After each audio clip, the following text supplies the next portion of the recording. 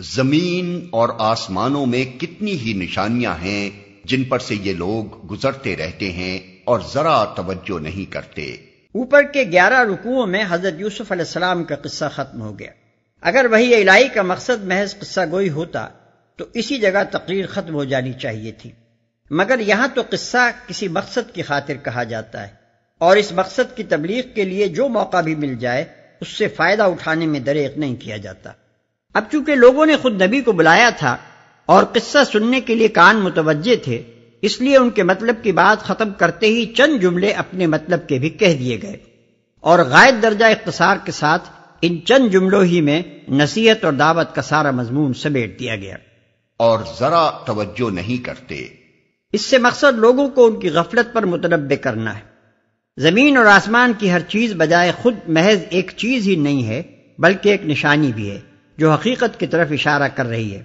جو لوگ ان چیزوں کو محض چیز ہونے کی حیثیت سے دیکھتے ہیں، وہ انسان کا سا دیکھنا نہیں بلکہ جانوروں کا سا دیکھنا دیکھتے ہیں۔ درخت کو درخت اور پہاڑ کو پہاڑ اور پانی کو پانی تو جانور بھی دیکھتا ہے، اور اپنی اپنی ضرورت کے لحاظ سے ہر جانور ان چیزوں کا مصرف بھی جانتا ہے، مگر جس مقصد کے لیے انسان کو حواس کے ساتھ سوچنے والا دماغ بھی دیا گیا ہے، وہ صرف اسی حد تک نہیں ہے کہ آدمی ان چیزوں کو دیکھے اور ان کا مصرف اور استعمال معلوم کرے،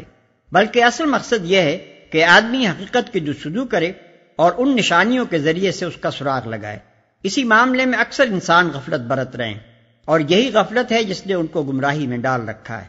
اگر دلوں پر یہ قفل نہ چڑھا لیا گیا ہوتا تو انبیاء کی بات سمجھنا اور ان کی رہنمائی سے فائدہ اٹھانا لوگوں کے لیے اس قدر مشکل نہ ہو جاتا۔ ان میں سے اکثر اللہ کو مانتے ہیں مگر اس طرح کہ اس کے ساتھ دوسروں کو شریک ٹھہراتے ہیں۔ یہ فطری نتیجہ ہے اس غفلت کا جس کی طرف اوپر کے فقرے میں اشارہ کیا گیا ہے۔ جب لوگوں نے نشان راہ سے آنکھیں بند کی تو سیدھے راستے سے ہٹ گئے اور اطراف کی جھاڑیوں میں پھنس کر رہ گئے۔ اس پر بھی کم انسان ایسے ہیں جو منزل کو بالکل ہی گم کر چکے ہوں اور جنہیں اس بات سے قطعی انکار ہو کہ خدا ان کا خالق و رازق ہے۔ بیشتر انسان جس گمراہی میں مبتلا ہیں وہ انکار خدا کی گمراہی نہیں بلکہ شرک کی گمراہی ہے، یعنی وہ یہ نہیں کہتے کہ خدا نہیں ہے، بلکہ اس غلط فہمی میں مبتلا ہیں کہ خدا کی ذات اور اس کی صفات، اختیارات اور حقوق میں دوسرے بھی کسی نہ کسی طرح شریک ہیں۔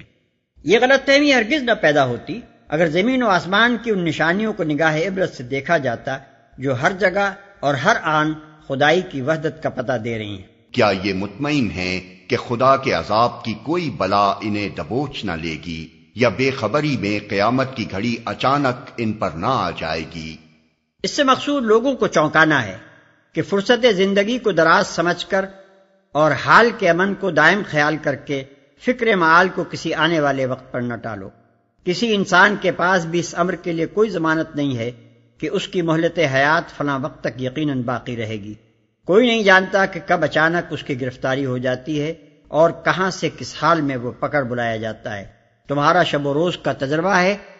کہ پردہ مستقبل ایک لمحہ پہلے بھی خبر نہیں دیتا کہ اس کے اندر تمہارے لیے کیا چھپا ہوا ہے، لہذا کچھ فکر کرنی ہے تو ابھی کر لو۔ زندگی کی جس راہ پر چلے جا رہے ہو اس میں آگے بڑھنے سے پہلے ذرا ٹھہر کر سوچ لو کہ کیا یہ راستہ ٹھیک ہے، اس کے درست ہونے کے لیے کوئی واقعی حجت موجود ہے، اس کے راہ راست ہونے کی کوئی دلیل آثار کائنات سے مل رہی ہے، اس پر چلنے کے جو نتائج تمہارے ابنائے نو پہلے دیکھ چکے ہیں اور جو نتائج اب تمہارے تمدن میں رونما ہو رہے ہیں وہ یہی تصدیق کرتے ہیں کہ تم ٹھیک جا رہے ہو۔ تم ان سے صاف کہہ دو کہ میرا راستہ تو یہ ہے، میں اللہ کی طرف بلاتا ہوں، میں خود بھی پوری روشنی میں اپنا راستہ دیکھ رہا ہوں اور میرے ساتھی بھی،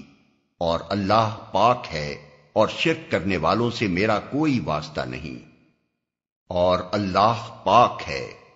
یعنی ان باتوں سے پاک جو اس کی طرف منسوب کی جا رہی ہیں،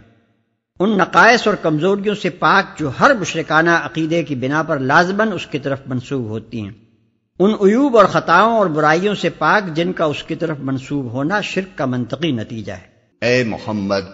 تم سے پہلے ہم نے جو پیغمبر بھیجے تھے وہ سب بھی انسان ہی تھے اور انہی بستیوں کے رہنے والوں میں سے تھے، اور انہی کی طرف ہم وحی بھیجتے رہے ہیں۔ پھر کیا یہ لوگ زمین میں چلے پھرے نہیں ہیں کہ ان قوموں کا انجام انہیں نظر نہ آیا جو ان سے پہلے گزر چکی ہیں؟ یقیناً آخرت کا گھر ان لوگوں کے لیے اور زیادہ بہتر ہے جنہوں نے پیغمبروں کی بات مان کر تقوی کی روش اختیار کی۔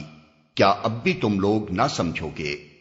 یہاں ایک بہت بڑے مضمون کو 2-3 جملوں میں سمیٹ دیا گیا ہے۔ اس کو اگر کسی تفصیلی عبارت میں بیان کیا جائے تو یوں کہا جا سکتا ہے، یہ لوگ تمہاری بات کی طرف اس لیے توجہ نہیں کرتے کہ جو شخص کل ان کے شہر میں پیدا ہوا اور انہی کے درمیان بچے سے جوان اور جوان سے بوڑھا ہوا، اس کے متعلق یہ کیسے مان لیں کہ یکایک ایک روز خدا نے اسے اپنا سفیر مقرر کر دیا؟ لیکن یہ کوئی انوکھی بات نہیں ہے جس سے آج دنیا میں پہلی مرتبہ انہی کو سابقہ پیش آیا ہو۔ اس سے پہلے بھی خدا اپنے نبی بھیج چکا ہے اور وہ سب بھی انسان ہی تھے۔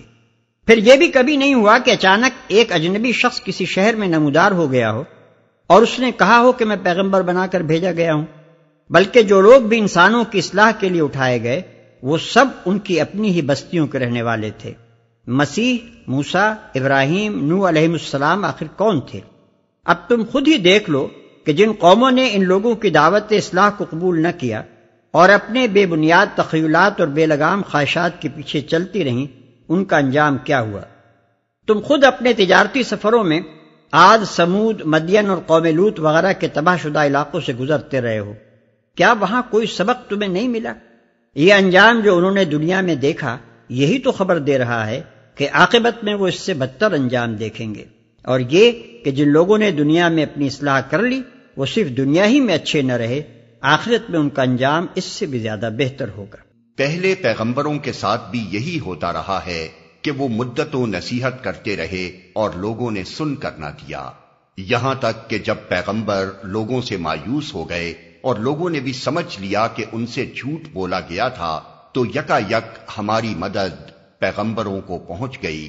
پھر جب ایسا موقع آ جاتا ہے تو ہمارا قاعدہ یہ ہے کہ جسے ہم چاہتے ہیں بچا لیتے ہیں، اور مجرموں پر سے تو ہمارا عذاب ٹالا ہی نہیں جا سکتا۔ اگلے لوگوں کے ان قصوں میں عقل و ہوش رکھنے والوں کے لیے عبرت ہے۔ یہ جو کچھ قرآن میں بیان کیا جا رہا ہے یہ بناوٹی باتیں نہیں ہیں، بلکہ جو کتابیں اس سے پہلے آئی ہوئی ہیں انہی کی تصدیق ہے، اور ہر چیز کی تفصیل اور ایمان لانے والوں کے لیے ہدایت اور رحمت۔ یعنی ہر اس چیز کی تفصیل جو انسان کی ہدایت و رہنمائی کے لیے ضروری ہے۔ بعض لوگ ہر چیز کی تفصیل سے مراد خواہ دنیا بھر کی چیزوں کی تفصیل لے لیتے ہیں،